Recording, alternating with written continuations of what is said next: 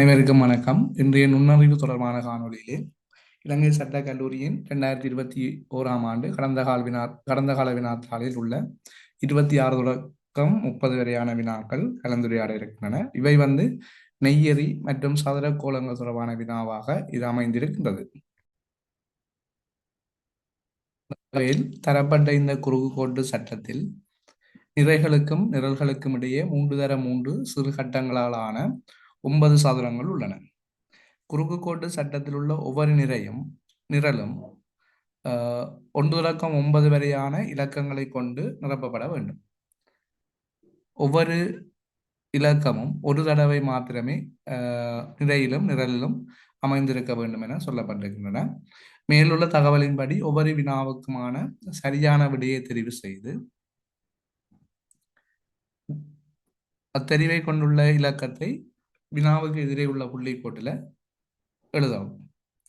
இதுல 26வது வினா, ஏ குறித்து நிற்கும் இலக்கம் யாது? நாங்கள் இந்த வினாவுக்குரிய விடைகளை அணுகும் போது நாங்கள் வினாவுக்குள்ளே தரப்பட்டிருக்கின்ற தெரிவுகள், அதாவது விடை தெரிவுகளில் இருந்து நாங்கள் அந்த வினாவுக்குரிய சரியான இலக்கங்களை அடையாளம் காண முடியும். அதை விடுத்து நாங்கள் இதை முழுமையாக நிரப்பவழிக்கிறோமாக இருந்தால் நீண்ட நேரம் இதற்காக நாங்கள் செலவழிக்க வேண்டி இருக்கும். அந்த வகையில் ஏ குறித்து நிற்கும் இலக்கம் ஏ பொறுத்தவரையில நாங்கள் முதலாவது விடியாக எங்களுக்கு 3 தரப்பட்டிருக்கின்றது. இப்போ 3 ஏல அமைவதற்கான வாய்ப்புகள் உங்களுக்கு தெரியும். பார்த்தீங்கன்னு சொன்னால் இதுல பெறப்பட்டிருக்கின்ற இந்த சதுரத்திலே 3 எந்த ஒரு இடத்திலையும் அமையல. அப்ப இதுக்குள்ள 3 கட்டாயம் பெறும். அதே மாதிரி இந்த 3க்கு ஆன வாய்ப்புகள் அல்லது சந்தர்ப்பங்கள் இத்தனை இருக்கின்றதை பார்ப்போம். இந்த இடத்துல 3 இருக்கிறதால இதுல 3ம் இதையும் 3ம் வருவதற்கான வாய்ப்புகள் இல்லை. வேறு இடங்கள்ல பாருங்க இதற்கான 3 இல்லை. ஆகவே மிகுதி இருக்கிற 4 சிறிய சதுரங்கள்லையும் 3 வருவதற்கான வாய்ப்பு இருக்கின்றது. அதிலே ஒரு சதுரம் ஏ ஆகவும் இருக்கிறது. அப்ப இலக்கம் 3க்கான வாய்ப்புகள் 4 காணப்படுகின்றன. அப்ப நாங்கள் அதை அப்படியே விட்டு அடுத்த விடைக்கு போவோம். அடுத்த விடை எங்களுக்கு 6, இலக்கம் 6 தரப்பட்டிருக்கின்றது. 6க்கான வாய்ப்பை பார்ப்போம். மிக குறைந்த வாய்ப்பை அடிப்படையாக வைத்துக்கொண்டு நாங்கள் இந்த இலக்கத்தை தெரிவு செய்து கொள்ள முடியும். 6 பாருங்க, 6 இதுல அமைந்திருக்கிறதால 6 இதுல அமைந்திருக்கிறதால இந்த ஏ அமைந்திருக்கிற இந்த சிறிய 9 சதுரங்களுக்குள்ளே இந்த 2 சதுரங்களையும் 6 வர மாட்டார். அடுத்து 6 இந்த இடத்துல அமைந்திருக்கிறதால இதுலேயும் 6 வர முடியாது. அடுத்தது பார்த்தீங்கன்னா கீழ் நோக்கி பாருங்க, இந்த இடத்துல 6 அமைந்திருக்கிறதால இதுல 6 வராது. அப்ப இந்த 9 சதுரத்துக்கையும் இலக்கம் 6 வர வேணும். அது ஏ அமைந்திருக்கின்ற இடத்துல மட்டும்தான் வருவதற்கான வாய்ப்பு இருக்கின்றது. ஆகவே 6க்குரிய வாய்ப்பு 1 மட்டும் இருப்பதால் இதற்கு சரியான விடை சரியான விடை 6. 6ஐ குறிக்கும் விடை இலக்கம் 2. அடுத்தது பி குறித்து நிற்கும் இலக்கம் யாது? பி குறித்து நிற்கும் இலக்கம் யாது? இதுல பிக்குரிய முதலாவது விடையாக எங்களுக்கு தரப்பட்டிருக்கின்றது இலக்கம் 2. இலக்கம் 2 பாவம் 2 இதுல அமைய போறதில்லை. காரணம் இதுல இருக்கிறதால 2 இந்த 2 இடங்கள்ல அமையாது. அதே போல இதுலையும் 2 அமைந்திருக்கிறதால இந்த இடத்துலையும் இலக்கம் 2 வருவதற்கான வாய்ப்புகள் இல்லை. அப்ப இலக்கம் 2 வருவதற்கான வாய்ப்புகள் 3 காணப்படுகின்றது. அது பியில வரலாம் அல்லது இந்த சிறிய சதுரம் பிக்கு அருகில் இருப்பதிலேயும் மேலே இருக்கிற சதுரத்திலையும் வர முடியும். அப்ப பி இலக்கம் இந்த 9 சதுரங்கள்லையும் இலக்கம் 2 வருவதற்கான வாய்ப்புகள் 3 உள்ளன. அடுத்தது இலக்கம் 3 பார்ப்போம். இலக்கம் 3 வருவதற்கான வாய்ப்புகள் எத்தனை இருக்குன்னு பார்ப்போம். இலக்கம் 3 இந்த இடத்துல அண்மித்ததாக ஒரு இடத்துல இல்லாதபடியால் இலக்கம் 3க்கு அதிகமான வாய்ப்புகள் இருக்கின்றன. கிட்டத்தட்ட இலக்கம் 3 வருவதற்கான வாய்ப்புகள் 6 இடத்துல வருவதற்கான வாய்ப்புகள் காணப்படுகின்றன. அப்ப அதையும் விடுத்து நாங்கள் அடுத்த இலக்கம் 4க்கு போவோம். இலக்கம் 4 பார்த்தீங்கன்னு சொன்னால் இந்த இடத்துல இலக்கம் 4 இதுல அமைந்திருக்கிறதால அப்ப இந்த 3 இடத்திலையும் இலக்கம் 4 வாரதுக்கான வாய்ப்புகள் இல்லை. அதை விட வேறு இலக்கம் 4 இதிலே அமர்ந்திருக்கிறதால இந்த இடத்துலையும் இலக்கம் 4 வாரதுக்கான வாய்ப்பு இல்லை. இப்போ இலக்கம் 4 வருவதற்கான வாய்ப்புகள் எங்களுக்கு 2 இருக்கின்றது. ரைட்.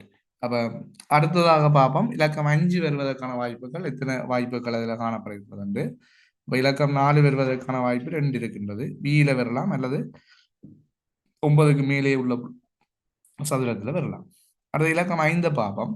இலக்கம் 5 இதுல 5 இருக்கிறதால இந்த இடத்துலையும் அமையாது. இலக்கம் 5 வருவதற்கான வாய்ப்பு இல்லை. அடுத்த இலக்கம் இதுல 5 இருக்கிறதால இந்த 2 இடங்கள்லையும் இலக்கம் 5 வருவதற்கான வாய்ப்புகள் இல்லை.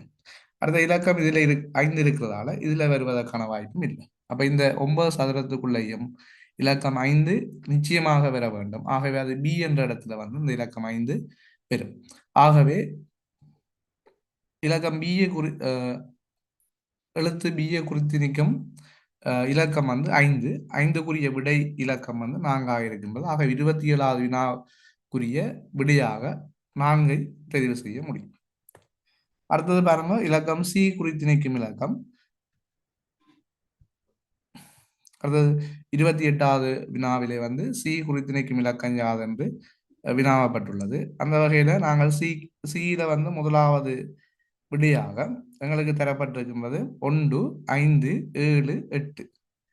அப்ப இதுல 1 வருவதற்கான வாய்ப்பை பார்ப்போம். 1 இதுல அமைந்திருக்கிறதால இந்த இடத்துல இதுல 3 இடத்திலையும் 1 வர முடியாது. அப்ப என்ன அதுல பாத்தீங்கன்னு சொன்னால் சி என்ற இடத்துல தான் இப்ப தற்போது ஒரு இலக்கம் வர முடியும். ஆனால் இதுக்குள்ள இந்த 9 இலக்கத்திலையும் எங்களுக்கு 1 வர வேண்டும். அப்ப இந்த 3 இடத்திலையும் 1 வராது. ஆகவே சி என்ற இடத்துல இலக்கம் 1 நிச்சயமாக அமைய வேணும். ஆகவே சிஏ குறித்து நிற்கும் இலக்கம் 1, அதற்குரிய விடை இலக்கம் வந்து 1. ஆகவே 28வதுக்கான விடை வந்து 1ஆக அமையும். அடுத்தது 29வது ஆங்கில எழுத்து டி குறித்து நிற்கும் இலக்கம் யாது? ஆங்கில எழுத்து டி குறித்து நிற்கும் இலக்கம் யாது? அதற்கான வாய்ப்புகளையும் பார்ப்போம். முதலாவது 4, விடை வந்து முதலாவது 4, அடுத்தது 7, அடுத்தது 8, அடுத்தது 9. அப்ப இதுல வந்து 4 பார்ப்போம். இதுல 4 அமைந்திருக்கிறதால இந்த 3 இடத்திலேயும் 4 வருவதற்கான வாய்ப்புகள் இல்லை. அடுத்த 4 வேறு இடத்துல அமைந்திருக்கையில் ஆகவே 4 வருவதற்கான வாய்ப்புகள் எங்களை 3 இருக்கின்றது. அடுத்த 7 பார்ப்போம். 7 வந்து பாருங்க, இதுல 7 அமைந்திருக்கிறதால டிக்கு 7 வராது. ஆகவே 7 நிச்சயமாக நாங்கள் அதை நீக்க முடியும். 7 நிச்சயமாக வராது. அடுத்தது இலக்கம் 8 பாருங்க. இலக்கம் 8 ரைட். இலக்கம் 8 வந்து இதுல இலக்கம் 8 அமைந்திருக்கிறதால இந்த 3 இடங்கள்லையும் 8 வராது. அதே மாதிரி இலக்கம் 8 இதுல அமைந்திருக்கிறதால இந்த இடத்துலையும் இலக்கம் 8 வராது. அதே போல இலக்கம் 8 இதுல அமைந்திருக்கிறதால இந்த இடத்துலையும் இலக்கம் 8 வராது. ஆனா இந்த 9 சதுரங்களுக்கு நிச்சயமாக 8 அமைய வேணும் அல்லது வர வேண்டும். ஆகவே அந்த இலக்கம் 8 வந்து இந்த டி ஆங்கில எழுத்து டி என்ற சதுரத்துல வந்து இலக்கம் 8 வருவதற்கான வாய்ப்பு இருக்கிறது. ஆகவே ஒரே ஒரு வாய்ப்பு மட்டும்தான் 8க்கானது. ஆகவே 8 குறித்து நிற்கும் விடை இலக்கம் வந்து 3. ஆகவே டி குறித்து நிற்கும் இலக்கம் 8. 29வது வினாவுக்கான விடை வந்து 3. அடுத்தது 30வது இலக்க ஆங்கில எழுத்து ஈயை குறித்து நிற்கும் இலக்கம் யாது? ஆங்கில எழுத்து ஈயை குறித்து நிற்கும் இலக்கம் முதலாவது எங்களுக்கு 2 தரப்பட்டிருக்கின்ற விடை 2.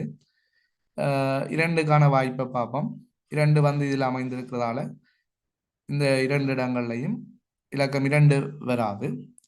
அது மாதிரி 2க்கான வேறு இலக்கங்கள் இல்லை. ஆகவே 2க்கு 4 வாய்ப்புகள் காணப்படுகின்றது. இலக்கம் 2க்கு 4 வாய்ப்புகள் இருக்கின்றன. அடுத்த இலக்கம் 5. 5க்கான வாய்ப்பு 5 ஏற்கனவே இருக்கிறதால அது வராது. நிச்சயமாக 5 வராது. ஏற்கனவே ஈ அமைந்திருக்கின்ற இந்த 9 சிறிய சாதனங்களுக்குள்ளேயும் இலக்கம் 5 இருக்கிறதால ஆகவே 5 வராது. அடுத்த இலக்கம் 7. 7 பார்த்தோம்னு சொன்னால்